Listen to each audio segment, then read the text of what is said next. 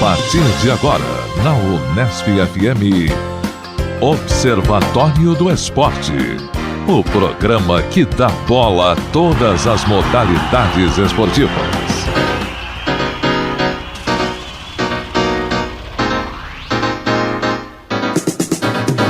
Grande abraço para você sintonizado em 105,7 nas ondas da Unesp FM. Está começando mais uma edição do Observatório do Esporte. Hoje é sábado, dia 4 de junho, o ano é 2016. Eu sou o Guilherme Dias.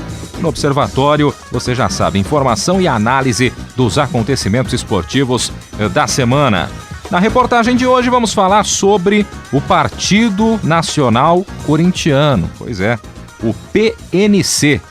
Vamos analisar o que levou os fundadores a criarem o partido e veremos quais as expectativas geradas por ele. Para isso, entrevistamos o jornalista Celso Unzelt, o secretário nacional do Partido Corintiano, Marcelo Mourão, e o cientista político Rogério Schmidt. Portanto, fique ligado que já vamos abordar esse tema aqui no Observatório. A informação vai além das 4 linhas. Hoje time completo, né? Redondinho. Temos as participações do Carlão Napolitano, do Zeca Marques e começamos com o Tuca Américo. Um abraço, saudações para você, Tuca. Você esqueceu de dizer time completo com o diretor Fábio Fleury. Fleury, bem-vindo. Fleury passou um tempinho em Cuba. Sim, atendendo a pedidos dos amigos que falaram vá para Cuba, ele foi para Cuba e agora voltou. Belíssimas fotos lá de Cuba, muito bacana, viu, Fleury?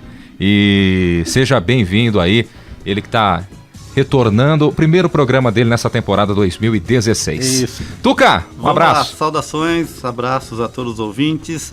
Separei 3 temas pra gente conversar aqui um pouco e um sendo que um deles é mais inusitado. Bem, teve a polêmica essa semana e durante em função do vírus da Zika. Eu acho horrível, Zeca Marques, você que é o nosso especialista em língua portuguesa, Pasquale Ciprozeca, né? Por que fala a Zika, sendo que é o vírus virar a Zika? Eu não entendi essa construção. Doença? Seria? Eu não sou especialista em doenças.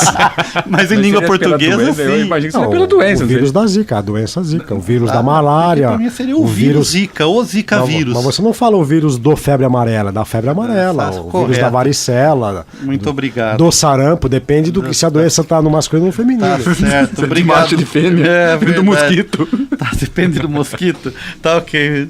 Desfeita essa confusão gramatical, né? A Organização Mundial de Saúde, né, recebeu uma carta enviada por 150 cientistas internacionais dizendo que os Jogos Olímpicos deviam ser transferidos ou adiados em função da epidemia de Zika vírus no Brasil, né? Isso causou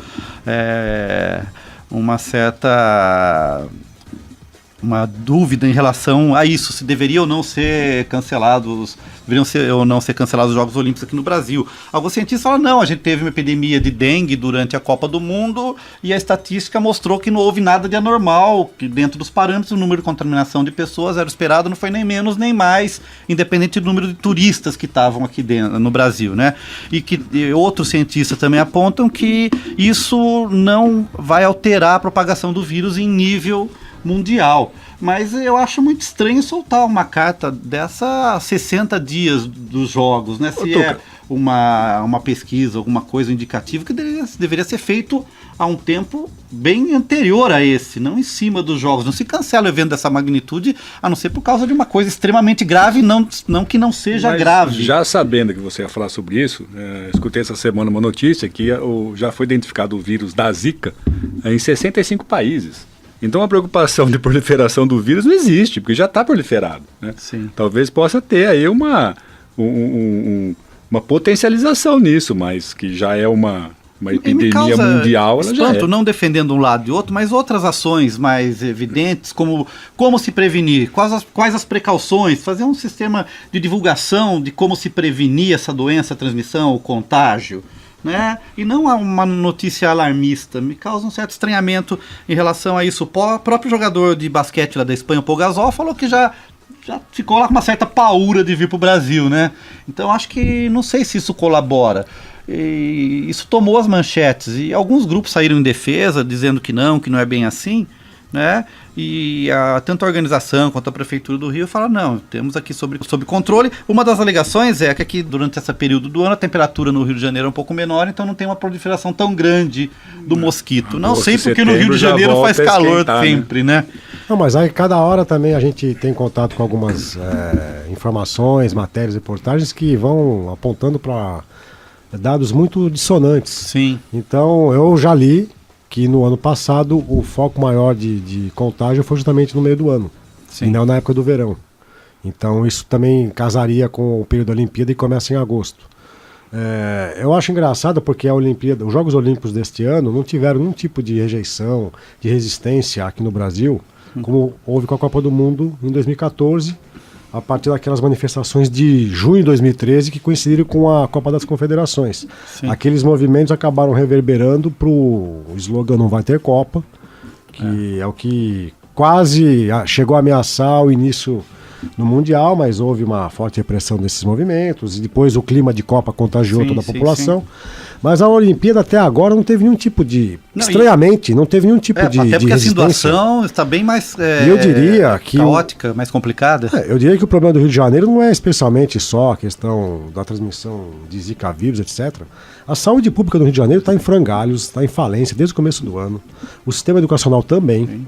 E para mim é mais preocupante o estado público da cidade e do estado do Rio de Janeiro do que essa questão que envolve a Olimpíada. Agora, por que está havendo essa discussão com a Olimpíada? É um número de pessoas muito maior que vem para cá nos Jogos Olímpicos Sim. do que numa Copa do Mundo. Copa do Mundo são 32 seleções, se a gente chutar assim por alto, cada seleção traz 50 integrantes, né? Vezes 32, façam as contas aí, quantas pessoas a gente tem. Bem, eu tenho um dado aqui. 1.500 pessoas que vêm com as delegações. Aí tem o público, os torcedores. 1.500 pessoas, às vezes, é a delegação de um país que vem para a Olimpíada. A gente está aqui, os dados que eu tenho que se esperam 500 mil turistas e 10.500 atletas de mais de 200 países. Então, quase o dobro. Quase 10 vezes mais, melhor dizer. Então, eu acho que é uma situação... Eu acho o seguinte, Zeca, eu acho que a Copa do Mundo aqui no Brasil teve um lado positivo. Foi a celebração do esporte. Né, contra tudo que... Eu gosto de dizer que foi a celebração da mercantilização do futebol. Do futebol, sei, mas em função de tudo que foi falado, houve festa, as pessoas ocuparam as ruas, teve uma invasão de argentinos que mesmo sem grana vieram e acamparam lá no Sambódromo. Então acho que foi um pouco diferente em relação... invasão do Maracanã. Houve invasão do Maracanã. Tal. Mas acho que estava valendo o esporte em si. Né, a despeito de tudo isso que você falou. Né? Então acho que os Jogos Olímpicos também, isso mostra que não é só essa questão de ter toda essa infraestrutura preparada, eu acho que... Mas assim que os Jogos começarem, eu acho que esse clima, desse certo desportivismo, esse congraçamento de povos, ele vai se repetir. Eu fui ver 2 jogos na Copa das Confederações no Rio de Janeiro em 2013. Quando eu cheguei ao Maracanã nos 2 jogos, a gente vê tantas pessoas de diferentes países, diferentes lugares do Brasil, com bandeiras, com camisas, com faixas, cachecóis. Sim. Esse clima acaba de fato contagiando. E eu imagino que numa Olimpíada, que envolve muito mais modalidades, porque futebol é uma modalidade só. Sim, na Olimpíada são dezenas de modalidades, em diferentes lugares da cidade. Então eu acho que o Rio de Janeiro, que é uma cidade vocacionada para receber o turista, festiva, ela vai mais uma vez ser um exemplo dessa festa, e com certeza uma injeção de um capital, mesmo que temporário, um certo ânimo financeiro aí durante o mês, os dias do evento, né? Agora, acho que a preocupação maior tem que ser não com o vírus, né? Mas tem que ser com a própria organização. Um pouco mais de 2 meses por isso das Olimpíadas, e o evento teste na arena de basquete não foi feito na arena de basquete, foi feito em outra arena, né? Que foi o jogo na semana passada do Bauru do Flamengo. Então você faz o evento teste para o basquete que não é na arena que vai ser jogado basquete. Reportagem desta semana no portal UOL dá conta de que o Parque Maria Lenk, natação, não está pronto. Um parque que, salvo o melhor juízo, foi utilizado nos Jogos Pan-Americanos de 2007. Eu separei alguns dados, já que você falou, Zé, em 2007 ele foi usado nos Jogos Pan-Americanos. Ficou obsoleto, ficou completamente não utilizado. E agora não está pronto. Como é que é isso? Justamente, eu tenho esses dados, era um assunto que eu ia levantar, Zé, ainda bem que você falou. É o seguinte, a obra era para ter sido entregue em fevereiro, né? Mas o que aconteceu? O Parque Maria Lenk era considerada a instalação mais pronta para os Jogos Olímpicos. né? Só tinha adequação de se construir uma segunda piscina de aquecimento, porque o parque ia acumular 3 modalidades e a FINA, a Federação Internacional de Desportos Aquáticos lá, queria que tivesse mais uma piscina de aquecimento para atender essas modalidades. Só que para construir uma piscina de aquecimento, né, o valor foi orçado em 21 milhões e meio de reais. Né, e teve um atraso na construção, na parte elétrica, por isso que não ficou pronta. Né? Teve um aditivo, meu caro Carlos Napolitano, mas a Prefeitura do Rio de Janeiro disse que não houve uma cobrança da empreiteira por esse aditivo, que é um aditivo só para se aumentar o tempo para poder entregar o parque pronto. Mas com certeza aumenta o valor também. Com certeza aumenta o valor. Só uma correção, que já derrubaram o Carlos Napolitano aqui. A arena que foi feita os jogos do Flamengo e Bauru também será usada pelo basquete. Não, tem uma arena exclusiva. Você estava meio errado. Estava meio errado. Produção atenta. Meio errado e meio certo. Tá, ok. Tá. Mas esse eu acho que seria o problema principal, endêmico, não só de qualquer competição esportiva aqui no Brasil, como foi a Copa do Mundo, o Mundial e agora os Jogos Olímpicos, né? E que está sendo desvelado pela imprensa e pelo judiciário hoje, que é a questão das empreiteiras, o poder das empreiteiras. Por que construir tantos... cadê a Arena da Amazônia? Agora o estádio Mané Garrincha lá em Brasília vai receber um Flamengo e não... então, para que essas arenas, né? A custos monstruosos e que estão lá. Mas meio isso que foi paradas. dito desde o começo. Foi. A Arena de Cuiabá, a Arena Pantanal em Cuiabá, no Mato Grosso. E depois acho que o escândalo das empreiteiras acabou se explicando o porquê de tudo isso, né? Para fechar aqui de forma um pouco mais contraída, vi uma notícia hoje do nosso amigo Gustavo Longo, Zeca Marques. Lembra do Gustavo Longo? Gustavo Longo. Ele era especialista em quê? Ele é especialista nos jogos de inverno. Jogos de inverno, esportes de inverno. Né? E ele está escrevendo lá no blog Brasil Zero Grau, né? E de lá eu trago essa notícia, que o Brasil vai estrear contra a Argentina no Pan-Americano de Hóquei no Gelo. Eu não sabia que existia uma seleção brasileira de hóquei no gelo. Sabia disso? Conheci. Né? Parece o Jamaica abaixo de zero, aquele filme lá, né? Ninguém acompanhou essa seleção até agora. Ninguém acompanhou essa seleção agora. Mas tem um porquê, vamos explicar. Na verdade, é a segunda vez que essa competição acontece. A primeira foi em 2014, né? O pódio do primeiro torneio Pan-Americano Hóquei sobre o gelo que aconteceu na cidade do México foi em primeiro lugar o Canadá, em segundo o México, em terceiro a Colômbia. Agora tem umas coisas esquisitas, né? Um campeonato esvaziado, porque vai contar apenas com a presença de Brasil, Argentina, México e Colômbia, sendo que Argentina e México vão com seleções A e B, para poder dar uma certa chaveamento mínimo, né? Engrossar o número de participantes. Né? Você diria que esse torneio é uma fria, Tucamel? É uma fria, né? Mas o Brasil tinha um time bom de hóquei sobre patins, né? Não, Bauru teve... Não, aí eu peço desculpas. A grande potência do hóquei sobre patins é a Portuguesa de Esportes. Aí não tem pra ninguém. Campeão brasileiro. Não era Jaboticabal que tinha um time? Tinha em Sertãozinho. Sertãozinho tinha uma equipe forte de hóquei sobre patins. Tá? Então o Brasil vai estrear aí no dia 6 à 1 da tarde contra a Argentina B. E infelizmente Canadá, Estados Unidos e Jamaica não participarão desse evento. Até temos participações, né, no hóquei sobre patins do time aqui de Bauru, do BTC, que sempre disputa alguns torneios, alguns campeonatos. Há muitos anos já. É um tradicional. Time, tradicional. Tá? Mas fica aqui a dica, a curiosidade. Eu sinceramente não sabia que existia uma seleção brasileira de hóquei sobre o gelo.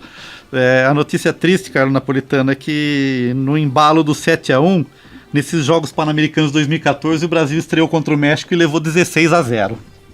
Que coisa, hein? Você está sintonizado em 105,7 nas ondas da Unesp FM, curtindo o Observatório do Esporte. Mais algum tópico? Não, Tuca? Por enquanto é só. Então vamos passar a bola para Zeca Marques. Zeca que prestigiou a Portuguesa empatar com o Mojimirim no último final de semana, Zeca? Não prestigiei. Não, ele tá desiludido. Esqueci do jogo, fui ver o resultado no meio da tarde, o jogo começou de manhã, né, em Mojimirim.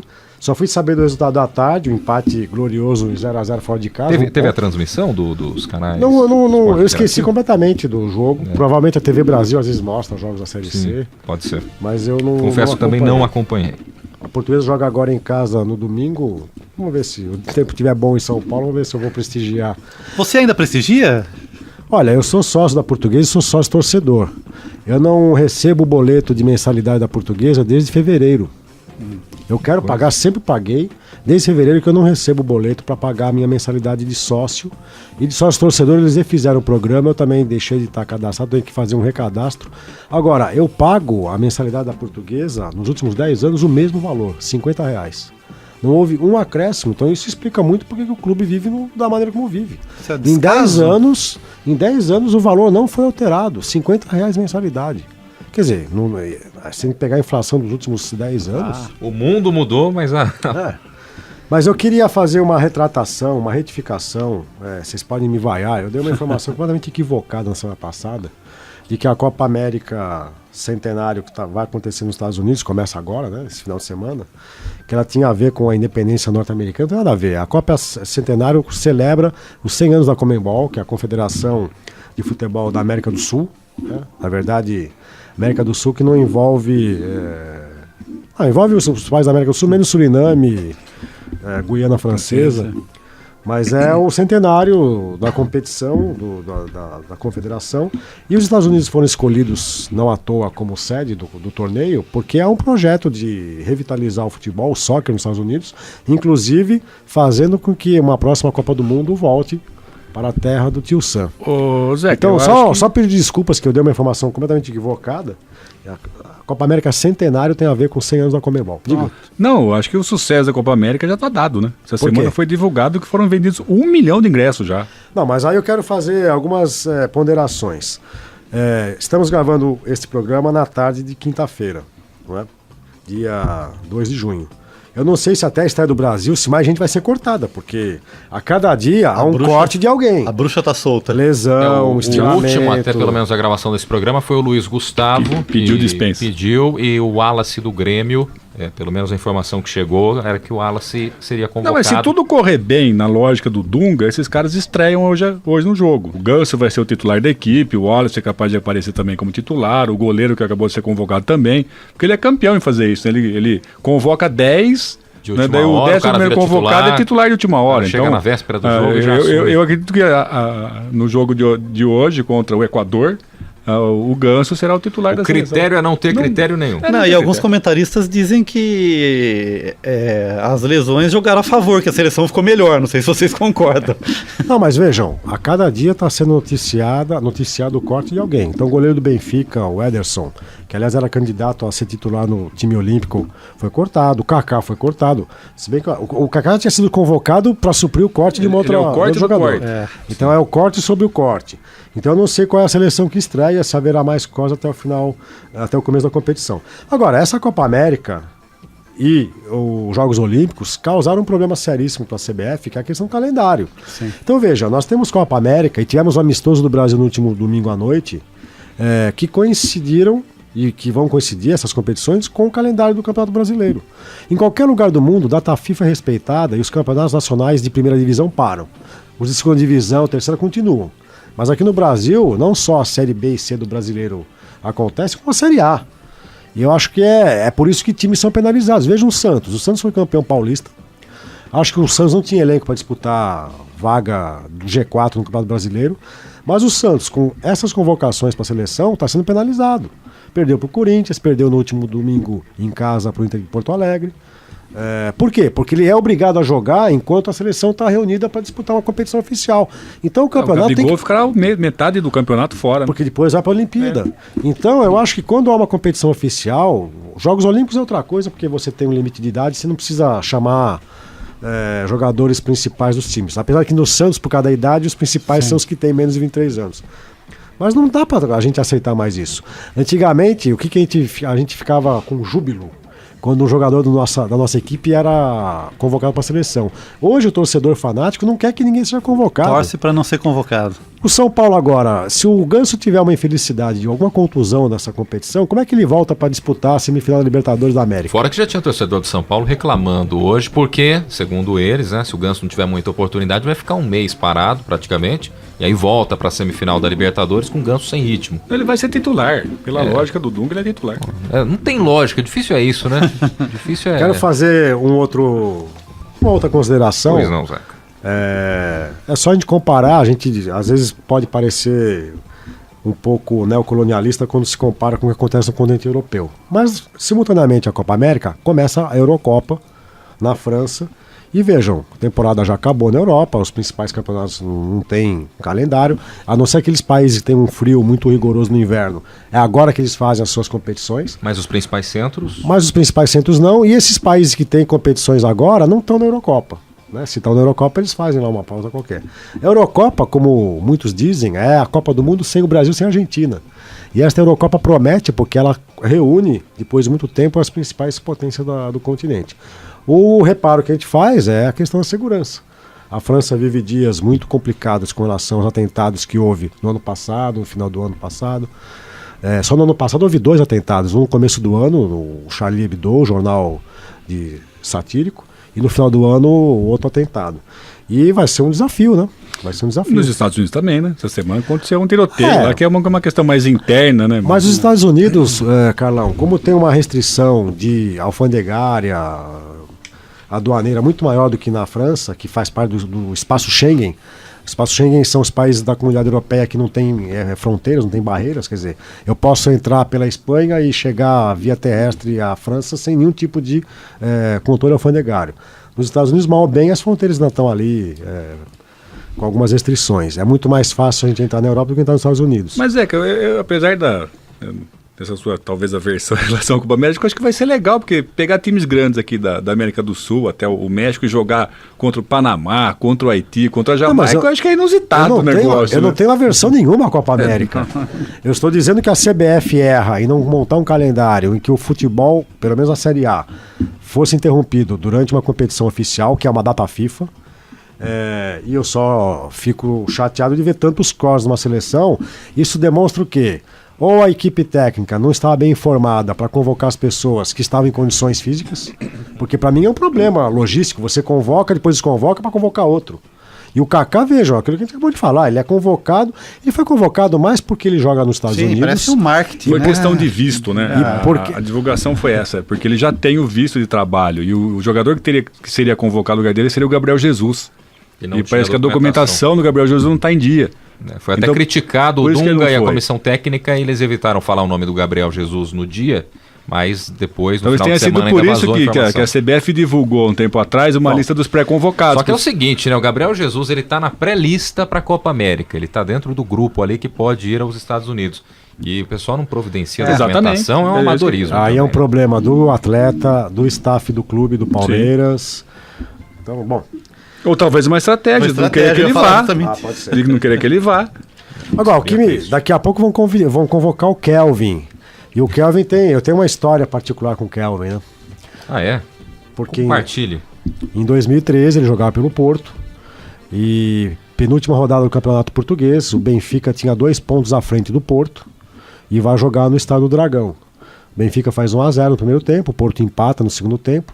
Aos 47 do segundo tempo, na Europa vocês sabem que o tempo é contado somado no segundo tempo, né? Então, aos 92 minutos, o Kelvin tinha acabado de entrar, faz o gol da vitória do Porto, 2-1. O Porto passa à frente na classificação e na última rodada ele vence o seu compromisso e ele é campeão. O Kelvin tem um espaço especial no Museu do Porto, o Museu do Dragão, por causa desse gol aos 92 minutos, que passou a ser um meme, uma provocação. Fábio Fleury tá sorrindo ali. Passou a ser uma provocação aos benfiquistas, né? O gol dos 92 minutos. 2013? 2013. Foi o ano em que o Benfica perdeu tudo que tinha para perder. Perdeu a final da Liga Europa pro Sevilha, aliás, pro Chelsea, perdeu o Campeonato Português, perdeu a Taça de Portugal pro Vitória de Guimarães. 2014 ganhou tudo, né? Mas... Então o Kelvin, ele fez uma única jogada no Porto, tanto que ele não se acertou lá, ele poderia ser um futuro ídolo. Ele fez mais do que no Palmeiras, então. Mas ele passou a ser reserva na temporada seguinte, indisposto, aí ele vem pro Palmeiras, não deu certo, vem pro São Paulo, e no último domingo eu não entendi o ânimo dos São Paulinos com as 2 jogadas que ele fez sobre o Zé Roberto. Porque aquilo originou algum gol? Não. Aquilo dá ponto no sistema de pontuação do futebol. Só no driblar, dar um chapéu no Zé Roberto, dá alguma pontuação pro time? Não. E ele tá agora se especializando em ser um ciscador e querer ficar enfeitando a bola. Eu vi um jogo contra o Figueirense em Florianópolis na última quarta-feira. A bola chegava no pé do Kelvin e era um ataque morto.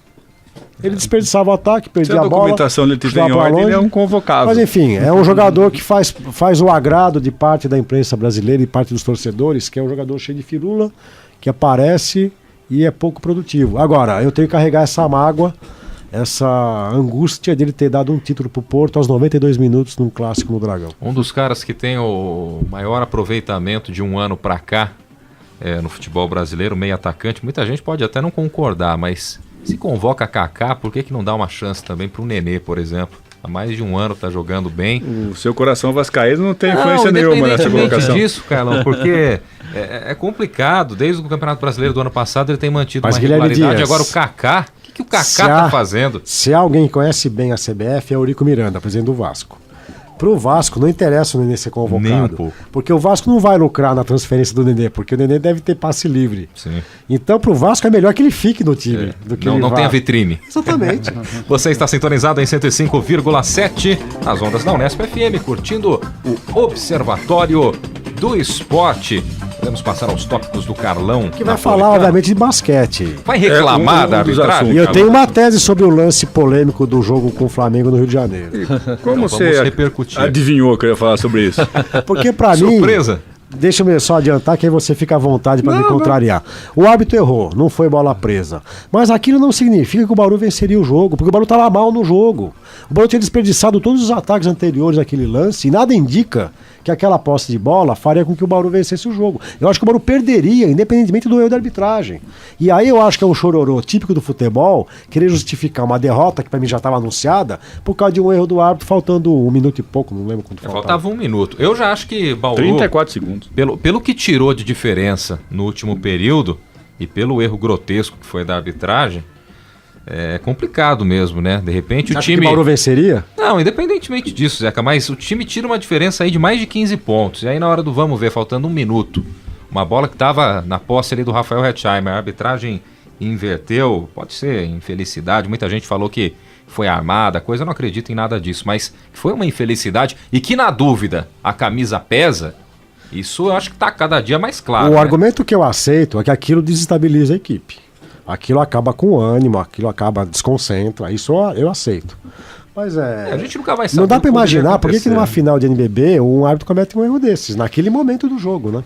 É, complicado, muito complicado mesmo. Lembrando que o time bauruense enfrenta hoje o Flamengo a partir das 2h10 da tarde na cidade de Marília. Você estará lá, mano? Estaremos lá. Opa, Já comprou ingresso, Carlão? Já compramos ingresso, já fretamos até uma van, Zé Estaremos Camargo. juntos então, Carlão. Vamos sim. Estaremos juntos. Então, eu de fato eu não vi o jogo do último sábado. Eu estava lá no clube, no BTC, eu ia participar do jogo de futebol, assisti até o final do terceiro quarto. E estava de fato 17 pontos à frente do Flamengo. Eu desisti. Eu fui pro campo e fui fazer aquecimento, né? Depois o jogo demorou um pouco para começar. A hora que eu olhei, todo mundo na frente de uma televisão assistindo. Daí eu voltei para ver o lance. Daí já tinha acontecido a marcação da bola presa. Daí eu vi que o Bauru levou a cesta e tal. Eu voltei pro campo e continuei meu aquecimento. Eu fui ver antes de vir pro programa, né? Então eu só vi aquele último pedacinho. Tinha alguns segundos só do lance, Zeca. O que eu mais estranhei foi a própria a marcação, não pela bola presa, mas talvez ali o lance para ser marcado seria de falta do Hetzheimer, pelo jeito que ele se movimenta. Ele não levanta os braços, o cotovelo, mas ele se movimenta de uma forma que podia machucar o adversário. O que me chamou a atenção também foi a foto da marcação. O árbitro está atrás do Hetzheimer. Então ele nem tem condições visuais, Zeca, de ver se o Rafael Luz tentou agarrar a bola. Então, vocês sabem que eu acho que o sistema de arbitragem do basquete é o modelo ideal que deveria ser copiado pelo futebol. Porque os 3 árbitros fazem uma espécie de plano de visão que consegue ter 360 graus de observação do jogo. No futebol, as experiências que foram feitas com 2 árbitros em campo mantinham uma visão de 200 graus, 200 e poucos graus. Por quê? Porque ninguém fica atrás da bola e na frente da bola. Eu acho que o ideal no futebol seria esse sistema de rotação de 2 ou 3 árbitros que pudesse ter uma visão completa. Agora, só para concluir, Carlão, eu acho que a arbitragem no basquete brasileiro marca faltas em excesso. Eu também acho. A gente acompanha o jogo, a NBA está com as finais agora, finais de conferência, agora a final da NBA, não se marca tanta falta como se marca no Brasil. Qualquer toquinho Qualquer falta. toque é falta. Qualquer O que toque. deixa o jogo chato no final do... Para muito. No final do jogo, 1 minuto, às vezes são 10 minutos de espera para acabar o jogo. E é muita marcação de falta. E na NBA não se No marca. primeiro jogo do Bauru e Flamengo foram 50 lances livres, né? Sim, é muita coisa. Ô Zeca, você que é ex-árbitro, é claro que é uma modalidade completamente diferente, né? Basquete, futebol, mas num jogo desse, playoff, muita gente criticando a arbitragem no jogo 3. Tudo bem, outro árbitro agora envolvido nesse jogo 4, mas ele leva um pouco disso também, porque a pressão... Sempre.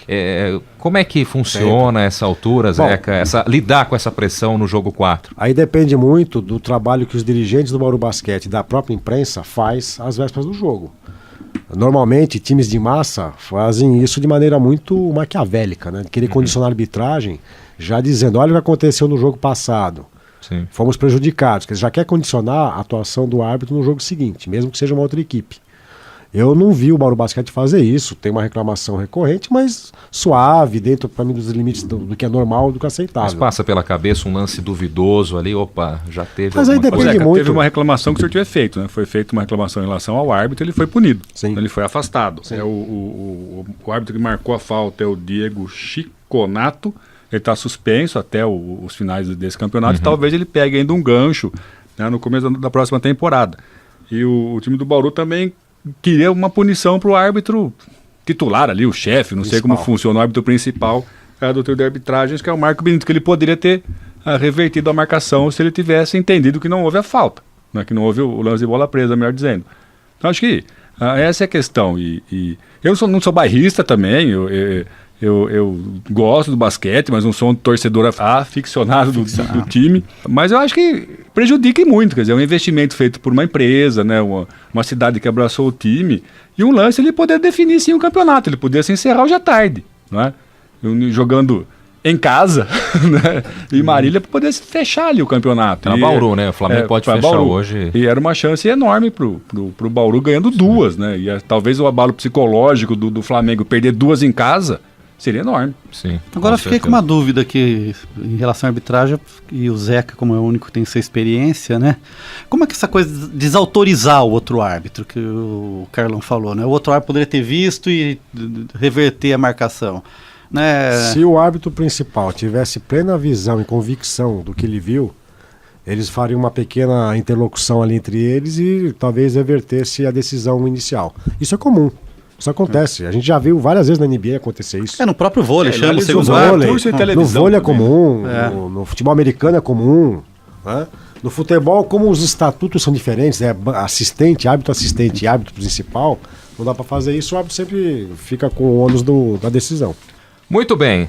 Bom, vamos agora à matéria da semana, falar aí do Partido Nacional Corintiano. A locução é do Heitor Facini e na sequência a gente recebe aqui o professor Juarez Xavier, continua conosco também nosso querido Tuca Américo e, claro, os alunos também que vão discutir a respeito desse tema. Vai você, Heitor. Observatório do Esporte. Confira a reportagem da semana. Um tema em debate.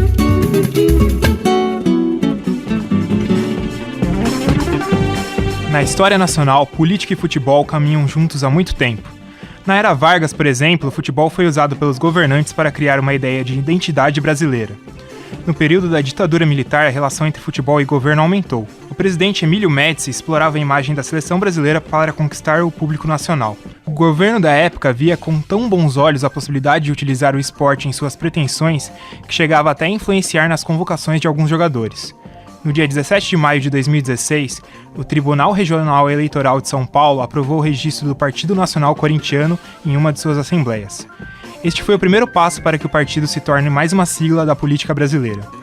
O cientista político Rogério Schmidt explica o que ainda falta para o partido ser efetivado. Por enquanto, o partido ele ainda não foi oficializado, né? O que nós temos até o momento é que o TRE de São Paulo aprovou, né, o processo de criação do partido. Mas, na verdade, essa é só uma das etapas do processo, né? Um partido, para ser reconhecido pela Justiça Eleitoral, poder participar das eleições, ele tem que ter o seu estatuto aprovado, se eu não me engano, em 9 estados diferentes, e depois ainda tem que ser aprovado no TSE, em Brasília. Então, no caso aqui do Partido Nacional Corintiano, né, por enquanto, a única coisa que aconteceu foi a aprovação aqui no estado de São Paulo. A gente também não sair por aí dizer que o partido já vai poder disputar as eleições, né? Ainda tem um longo caminho para chegar lá e a maioria dos partidos que tentam fazer esse caminho não conseguem cumprir todas as etapas.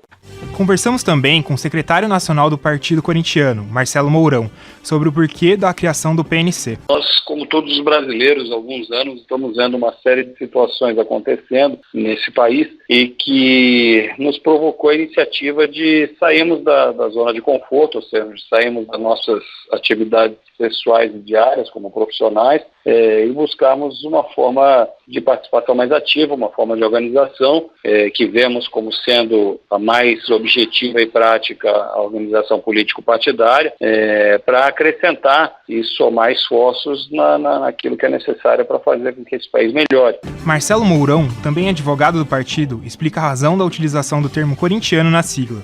Nós buscamos uma identidade comum, uma diversidade de pessoas, uma diversidade de profissionais, mas o que nos caracterizava era realmente torcermos para o Corinthians, ou seja, temos não apenas o gosto pelo futebol, mas a paixão pelo Corinthians, a identificação com o corintiano, né, naquilo que ele carrega como característica de personalidade. Todo corintiano é uma pessoa muito dedicada, muito obstinada, muito fiel aos seus princípios, aos seus valores, àquilo que ele acredita, e identificamos na história do Brasil, na história democrática desse país, né, a grande importância do corintiano dentro desse processo, que na realidade, infelizmente, nunca foi reconhecida, nunca foi valorizada, que é pelo próprio clube, de forma que a ideia de se levar o nome Partido Nacional Corintiano veio de encontro com os princípios que nós discutimos como sendo os mais importantes para a transformação social e econômica do Brasil, que é a educação e o esporte. Mourão também fala sobre as bandeiras que seu partido pretende defender. Nós acreditamos que através do esporte e da educação, nós podemos reintroduzir ou fazer nascer novamente, ou fazer crescer valores que se perderam, infelizmente, durante as últimas décadas. Ou seja, o brasileiro ele precisa voltar a ter um amor e uma dedicação maior às necessidades da sua comunidade, maior aos valores da pátria, maior aos valores que norteiam uma sociedade produtiva e uma série de questões que o esporte com certeza faz nascer no indivíduo e que isso pode ser transportado para as práticas sociais. O jornalista dos canais ESPN, Celso Zelt, se coloca contra a criação de novos partidos políticos. Eu sou contra a criação de qualquer partido no momento. Acho que o momento é da gente enxugar partidos e intensificar ideias. Grandes partidos estão traindo alguns ideais de início. Então, acho que é o momento da gente ter menos partidos e mais ideias concentradas nos partidos que realmente representem alguma coisa. Nada em especial contra o Partido Corintiano. Eu fui procurado até pelo pessoal do Partido Corintiano e, com todo o respeito, eu disse que sou ideologicamente contra, justamente por causa disso. Celso acredita que há uma inversão de valores na criação do PNC. Em princípio, todos nós podemos formar partidos, mas desde que tenha realmente um cunho ideológico, né? Ideias firmes. E eu acho que aí estão se invertendo as coisas, né? Primeiro a gente está utilizando os meios e não partindo dos fins. Marcelo Mourão, secretário nacional do PNC, conta que a ideia da criação do partido surgiu em 2014. No começo, o Esporte Clube Corinthians Paulista não foi informado da pretensão do surgimento do PNC. O clube só foi informado sobre esse projeto em outubro de 2015, como conta Marcelo Mourão, advogado do Partido Corintiano. O Esporte Clube Corinthians Paulista tem sim conhecimento do Partido Nacional Corintiano, pelo menos desde outubro do ano passado, que foi feita uma notificação onde o Esporte Clube Corinthians Paulista, por meio de seus advogados, deu a comunicação de que não poderíamos usar o nome corintiano por causa da marca derivada comercial, só que nós não somos uma empresa, né? E não é verdadeira, infelizmente não é verdadeira a expressão de que agora o Esporte Clube Corinthians Paulista estaria tomando conhecimento da existência do Partido Nacional Corintiano. Não, ele já tem conhecimento sim, no mínimo desde outubro do ano passado. Nós tivemos, por exemplo, uma projeção jornalística no estado de Minas Gerais, no ano de 2014, né, quando fizemos registro inicial da questão do partido. Quando o TRE aprovou o partido, o presidente do Esporte Clube Corinthians Paulista, Roberto de Andrade, fez uma declaração de repúdio ao seu surgimento. Roberto de Andrade afirmou existir um certo pretexto na utilização do termo corintiano para explorar sua publicidade. Marcelo Mourão, secretário nacional do Partido Corintiano, afirma que não há nenhuma relação entre o clube e o PNC. Nós não tínhamos nem por intenção, e não temos ainda hoje, gerar qualquer vínculo entre a instituição jurídica Esporte Clube Corinthians Paulista e o partido político, o Partido Nacional Corintiano. São duas coisas diferentes, são duas coisas totalmente diferentes.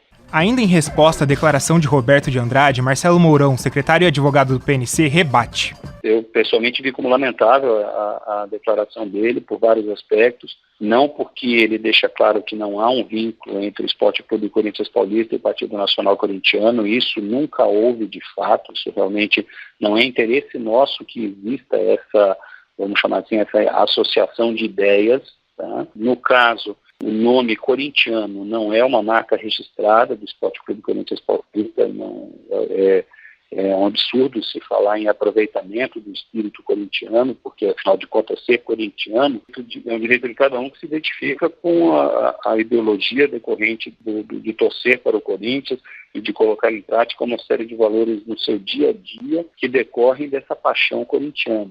Para o jornalista dos canais ESPN, Celso Zelt, esporte e política não devem se misturar. A história mostra que toda vez que política e futebol se misturaram, o futebol foi prejudicado, né? A política, ou os políticos usaram o esporte ou para se eleger, ou para reforçar uma ideologia, seja ela de esquerda ou de direita, aí ao longo da história até da humanidade, não estou nem falando só de Brasil. Então até hoje, infelizmente, para o esporte, essa mistura não deu certo. Nesse caso aí do Partido Corintiano, a gente estaria fazendo o contrário, né? Eu acho que a prejudicada seria a política, a cidadania, porque, sinceramente, eu não consigo enxergar a proposta com a seriedade que ela até poderia ser. Muito bem, acompanhamos, portanto, na locução do Heitor Facini, matéria desta semana, e agora vamos à tradicional discussão, aquela troca de figurinhas. Estamos recebendo na mesa também o Leonardo Guerino e o nosso querido Isaac Toledo. Primeira saudação para o Isaac Toledo, claro, também o professor Juarez Xavier conosco para participar dessa roda de bate-papo. Mas vamos começar com os alunos, aqueles que trabalharam e fizeram esse conteúdo. Isaac, quais as suas impressões a respeito deste tema? Um abraço para você. Abraço, Guilherme, abraço a todos na mesa. Foi bem bacana ver o que levou esse grupo a formar esse partido, todo o processo. Eles tiveram todo um cuidado para realmente fazer um projeto sério e não simplesmente algo banal.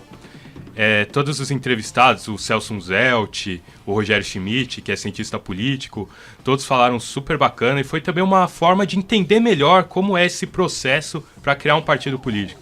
Muitas vezes, assim, a gente tem vários partidos aqui e a gente não sabe como eles se criam. Então, pela matéria, a gente conseguiu entender o que é necessário para que isso aconteça. Eu acho que o destaque interessante fala do Celso, que ele cita que futebol e política nunca se deram bem. Eu acho que é um certo exagero, mas a gente tem casos bem relevantes, como do Mussolini em 1938, que dizem que ele mandou uma mensagem para a seleção italiana dizendo vencer ou morrer, meio que dando um ultimato para eles vencerem. Aquela pressão toda. Ou seja, se eles perdessem, sabe-se Deus lá o que ia acontecer com eles. E Hitler em 1936, a Olimpíada, foi um caso também para mostrar a superioridade ariana, alemã, para o resto do mundo. Que não Mas deu que certo, não deu muito certo, graças a Deus não deu certo. Tem as imagens. Jesse Owens que o diga. Jesse Owens, né? E a tribuna vazia, que o Hitler não ficou lá para ver o final da história. Exatamente. Né? Tá certo. Vamos ouvir também a palavra do Leonardo Guerino. O que você achou aí desse conteúdo? Qual o seu posicionamento a respeito desse tema também? Um abraço para você. Olá, Guilherme. Olá, amigos da mesa. Olá, amigo ouvinte. Claro, existem 3 pontos que eu queria destacar nessa matéria que nós fizemos. Eu fiquei incumbido de fazer entrevista com o Marcelo Mourão, que é secretário do Partido Nacional Corintiano. Eu queria destacar 3 pontos. Primeiro, que eu achei que essa história não era algo sério, esse surgimento do PNC. Por causa do nome. Imagino que usar o nome corintiano cause um pouco essa estranheza mesmo. Mas eu pensei que esse partido era apenas mais uma empreitada de marketing, sem um rumo sério. Mas, pelas entrevistas que eu fiz com o Marcelo, eu percebi que era um projeto muito sério, sim. Que tem um objetivo, que tem seus ideais definidos, pelo menos nesse primeiro momento, claro, e que quer ser visto como algo sério. Vejo que há profissionais respeitados que enxergam o objetivo na criação do PNC. Segundo que eu quero desmistificar, apesar do nome corintiano que existe nesse partido, e a gente associa diretamente ao Esporte Clube Corinthians Paulista, o Marcelo me garantiu que não há e nunca houve qualquer relação com o Corinthians mesmo. O nome derivou de personagens que montaram o partido e que todos eram, coincidentemente, corintianos. Daí, Partido Nacional Corintiano. São projetos, ideias e propostas totalmente diferentes, tanto do clube como do partido. Mas para quem tá por fora é difícil assimilar, né? Você pega um nome, partido, que tem a ver com o Corinthians no próprio nome dele, depois você desvincular do Esporte Clube Corinthians Paulista, é muito complicado para quem não acompanha o dia a dia. Ô Tuca, queria saber também das suas impressões, também colocar o nosso querido professor Juarez Xavier na roda. Eu acho que essa ligação futebol e política, a gente já tem algumas experiências. Na própria Argentina, embora não tenha um partido de um clube, mas a ligação das torcidas, das barra bravas com a política é muito forte. O próprio presidente argentino, Macri, foi presidente do Boca Juniors, né? Então você não acha essa uma situação tanto quanto perigosa, meu amigo Juarez Xavier? Bem-vindo ao programa. Eu agradeço o convite, obrigado pelo convite. Eu tenho uma situação que me parece complicada. Essa ideia de você achar que o futebol é um ente mítico, que o esporte é um ente mítico. Sim. E não é verdade. O futebol, como qualquer outra manifestação política, tem dimensões política, econômica, social, cultural. Então isso é muito preciso quando você observa o esporte pelo mundo afora. Ele tem essas características. A própria reorganização dos Jogos Olímpicos foi dentro de uma dimensão política, uma perspectiva política. O Campeonato Mundial de Futebol se dá dentro de uma perspectiva política. Então é difícil você dissociar uma coisa da outra. E há exemplos que eu considero muito bem executados e bem-sucedidos nessa aliança, nessa articulação política e futebol. Eu vejo o caso, por exemplo, do Barcelona, que eu acho extraordinário isso. Eu conheço o Barcelona antes das Olimpíadas e conheço o Barcelona depois das Olimpíadas. Então, a forma com que a população catalã se organizou através de um time de futebol para ter uma expressão política, cultural, foi importante.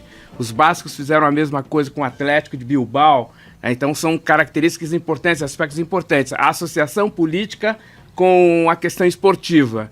Nos Estados Unidos, os Black Panthers tiveram um papel fundamental na articulação das principais ligas de futebol norte-americano, exceto na liga de hóquei de gelo, que não tinha jogadores negros em quantidade expressiva. Então é difícil você dissociar uma coisa da outra, mesmo no Brasil. Os times, quando eles surgem dentro de uma dimensão política. Um time que eu vou recusar citar o nome. Por favor, professor. Nasceu como um time representante da aristocracia de São Paulo, Um time que eu não quero citar o nome. Mas pode citar. Que inclusive fizemos entrevista com personagens desse time. Que era um time que nasceu com essa perspectiva, era um time que queria ser da elite, queria representar os valores político, econômico e social da elite, vai por aí afora. Então não dá para você dissociar futebol, esporte, de qualquer natureza, da questão política. O que eu acho importante é dar relevância a isso, mostrar que há uma vinculação política. E aí você consegue perceber os possíveis conflitos de interesse. Em relação ao Partido Nacional Corintiano, eu não vou votar num partido desse porque não te tem corintianos, Porque leva o nome. Não, porque leva o nome, Primeiro tem que ver o programa do partido, Eu historicamente, sou um eleitor do Partido Comunista, Porque eu concordo com o projeto, com o programa do partido, com a visão política do partido, com a orientação política do partido. Então, o partido, pelo fato de ser corintiano, não significa que vai ter a minha aderência, O que eu acho interessante é o seguinte: eu sempre associo o Corinthians, a história do Corinthians, à história de uma organização anti-status quo, em especial a sua torcida. O Corinthians ele é organizado num momento fundamental da transição demográfica do Brasil, 1910, em que a população negra estava sendo expulsa do mercado de trabalho, não tinha possibilidade nenhuma de acesso organizacional, e aí surge um time que não tem a marca de classe, que era o caso do São Paulo, ou a marca étnica racial, como era o caso do Palmeiras. O antigo Palestra Itália. O antigo Palestra Itália. Então você tem um time que é um time de características populares, com militantes sindicais, com pessoas de uma região específica de São Paulo, que era ali a região da Barra Funda. Então você tem um caldo de cultura que fez com que esse time fosse se aproximando dessa camada mais desprivilegiada, né, que se intensifica a partir dos anos 50. Eu acho que a Elisa foi a figura síntese dessa fusão de movimentos acêntricos, anti-status quo com o Corinthians, né? E dali para frente foi se dando essa vinculação de uma forma muito efetiva. Tanto os Gaviões como Camisa 12 foram organizados por militantes políticos de oposição à ditadura militar. Então isso eu acho que faz com que se associe a ideia geral do Corinthians a uma política antes o status quo da torcida vinculada a isso e essas características políticas, e surgiu um partido com essa natureza, né? Mas tem sido histórico isso. O Vadielu era ligado aos militares, o próprio Matheus era ligado aos militares. Não tem como você dissociar essa dimensão política que ele assumiu, André, que é deputado federal, né? Então não tem como você dissociar uma coisa da outra. Eu acho que vai depender muito de como é que os corintianos vão perceber esse projeto. E qual a sua percepção? Você acha que esse partido acaba capitalizando em cima da torcida corintiana? Difícil. Né? Não tem essa característica no Brasil de apoio programático.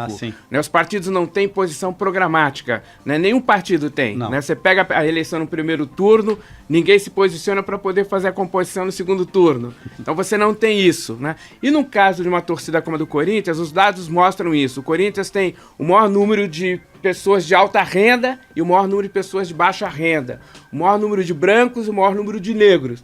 Então é muito contraditória, é muito paradoxal a torcida do Corinthians, cheio de idiosincrasias. Então não basta você ter o nome para juntar tudo isso. Partidos são orientações políticas, percepção de classe, objetivos políticos.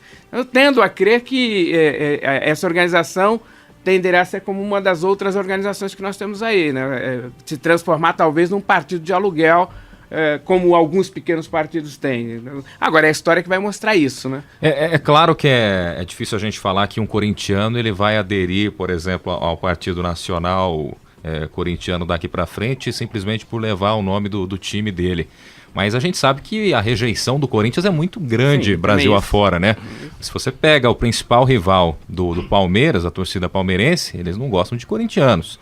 São Paulo, o principal rival é o Corinthians, Santos. E se você vai para os outros estados também, o Cruzeiro, a principal rivalidade é com o Atlético Mineiro, mas depois já vem o Corinthians. Todo mundo tem esse receio, principalmente nos últimos anos, onde o Corinthians saiu muito bem. Do partido anticorintiano? Olha, Partido Nacional Flamenguista. Quem é corintiano pode não comprar a ideia do partido, mas até por essa rejeição, é muito mais provável que, por levar o nome Corinthians, outros torcedores não vão aderir. Mas eu conversei justamente isso com o Marcelo Mourão. E na entrevista ele falou assim que existem pessoas que não são necessariamente corintianos que aderiram à ideia do partido. Que não a ideia em si corintiana, a ideia das propostas que o PNC tem trazendo. Mas é claro que isso que você falou vai acontecer. Alguns casos isolados. Insociável. Professor Juarez, eu gostaria de levantar uma questão que você comentou das torcidas organizadas, tanto da Gaviões como da Camisa 12. A Gaviões tem se mostrado bastante ativa, principalmente nos protestos contra o Fernando Capês, né, o líder da Assembleia Legislativa de São Paulo, acusado do desvio de merenda. Só que também várias notícias saíram de que um filho do Lula trabalhou lá no Corinthians, ganhou R$500 mil por mês e que aí não houve manifestação. Você acha que essa manifestação contra o Capês, correta, mas ela foi seletiva nesse ponto? Eu acho que é seletiva a acusação, né? Como tem sido as diversas acusações aí sobre as investigações de corrupção no Brasil. Né? Mas tem um fator que é concreto, fundamental. Né? Você tem um deputado estadual vinculado a um esquema que tudo indica crer que de fato fez esse desvio. E outro, você tem uma denúncia de vazações seletivas, né? De vazamentos seletivos. Então não dá para você colocar no mesmo nível. O que eu acho é que o Gaviões tem percebido, assim como outras torcidas organizadas, que as ações que têm sido feitas contra as organizadas não é um problema pontual. Faz parte de um projeto mais amplo de ação política em São Paulo, de domesticação, de eliminação de qualquer contraditório. Por exemplo, qual o sentido de proibir as torcidas levarem faixas de denúncia política no estádio? Qual o sentido disso? Né? Nem na ditadura militar você tinha uma orientação explícita nesse sentido. Né? A primeira faixa que foi levantada no estádio de futebol contra a ditadura militar pedindo anistia foi do Corinthians, num jogo que nós fizemos lá no Recreio do Corinthians, que é o Murumbi, onde a gente vai e ganha títulos. Salão de festas. Salão de festas do Corinthians. Porque Itaquera, né? Só é eliminado, então. Não, mas é novo. Itaquera é novo, ainda tem uma longa história para ser construída. Então, qual o sentido de você fazer isso? Ou qual o sentido que você tem de fazer o monitoramento? Ninguém está dizendo que as torcidas organizadas não têm problemas. Todos nós sabemos que tem. Todos nós sabemos que é necessário você ter uma política muito parecida com o que foi feito na Inglaterra e um pouco desenhada na Argentina sem a força e eficácia necessária. Mas é necessário também você politizar isso. Né? É necessário que você tenha um debate político com a sociedade para mostrar que tipo de ação você pode ter junto às torcidas organizadas, não a mera criminalização. Então eu acho que vale a pena também questionar essa notícia feita pela grande imprensa. Né? Eu tendo a crer que tudo aquilo que afetar os interesses imediatos das torcidas organizadas, elas vão questionar. No caso agora, é a merenda, e tá correto isso. E outro caso agora é essa lei, né, essa obrigação de que clássicos paulistas são de torcida única. Isso é um absurdo. Isso é um absurdo, porque você deixa o espetáculo mais feio. Mesmo... É um absurdo. Mas eu acho que aí cria uma situação que é a seguinte, é a falência e incompetência do sistema de segurança, que não consegue lidar com isso, cria esses mecanismos. Porque o problema dos enfrentamentos não se dão no estádio. Eles se dão na periferia, se dão nas estradas. Nas brigas agendadas. Dizer que isso vai resolver o problema da violência, não. Vai resolver um problema político. Você vai ter gente no estádio em condições de torcer e consumir os produtos que os times de futebol têm interesse. Mas dizer que isso favorece a luta contra a violência, não. Isso não favorece. Maqueia, pelo contrário, mas não resolve. Maqueia. Porque a polícia, ela tira o dela. Sim. Leva o conflito para a periferia. Nesse último jogo que teve Corinthians e Palmeiras, um cara vindo da igreja sem nenhuma vinculação com o conflito, toma um tiro, né, em Itaquera. Né? Então isso é um absurdo. Então mostra a falência e a incompetência do sistema público de segurança para poder assegurar o direito de ir e vir do torcedor. Legal, agradecendo demais a presença do nosso querido professor Juarez Xavier. Ele que é corintiano, tá feliz da vida depois da vitória nesse meio de semana. Então, obrigado pela presença, viu, professor Juarez? Deixa seu palpite pro jogo dessa noite. Hoje tem Corinthians e Curitiba, 8h30 da noite, não é isso? Eu não vou dizer o resultado, o número, mas o Corinthians ganha com certeza. Vamos emplacar mais uma vitória em seguida aí no Campeonato Brasileiro. Seria a quarta, né? A quarta. Quarta vitória. É isso. Tá certo, esse professor Juarez Xavier. E nós vamos também chegando ao fim do programa de hoje, né? Você ouvinte do programa que acessa as redes sociais, curta a nossa página no Facebook, o endereço é o www.facebook.com/Observatório do Esporte. Acesse também o blog do nosso programa, o endereço é o www.observatoriodоesporteunesp.blogspot.com.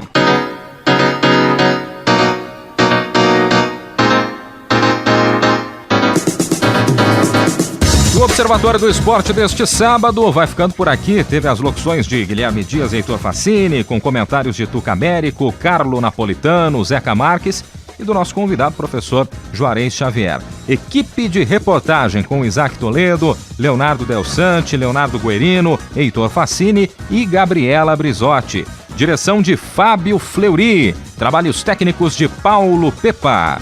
O Observatório do Esporte é uma atividade do GCEF, Grupo de Estudos em Comunicação Esportiva e Futebol da Unesp. Para você um grande abraço, obrigado pela companhia e até a próxima. Observatório do Esporte, informação além das quatro linhas.